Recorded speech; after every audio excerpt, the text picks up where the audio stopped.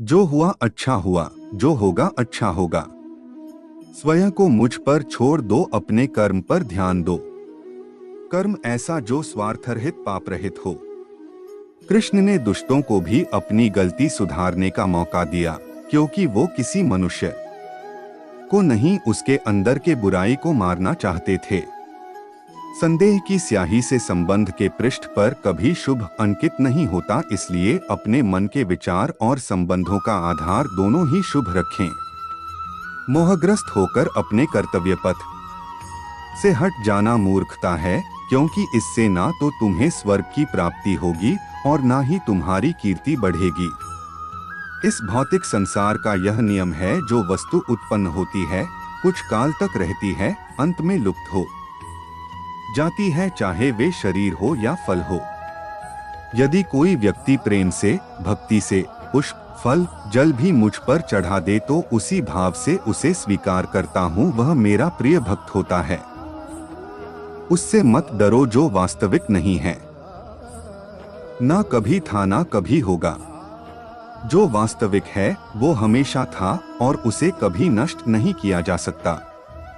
भगवान श्री कृष्ण के विचार, जीवन में आधे दुख इस कारण जन्म लेते हैं क्योंकि हमारी आशाएं बड़ी होती हैं। इन आशाओं का त्याग करके देखो, जीवन में सुख ही सुख है।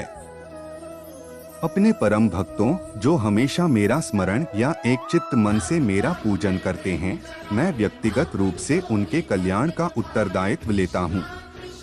जन्म लेने वाले के लिए मृत्यु उतनी ही निश्चित है जितना कि मृत होने वाले के लिए जन्म लेना।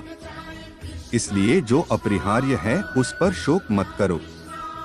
श्री कृष्ण ने कहा है, अगर तुम्हें किसी ने दुखी किया है तो बुरा मत मानना।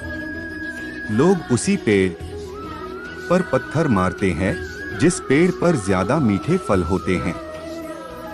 अंतकाल में जो मनुष्य मेरा स्मरण करते हुए देह त्याग करता है, वह मेरी शरण में आता है। इसलिए मनुष्य को चाहिए कि अंतकाल में मेरा चिंतन करें।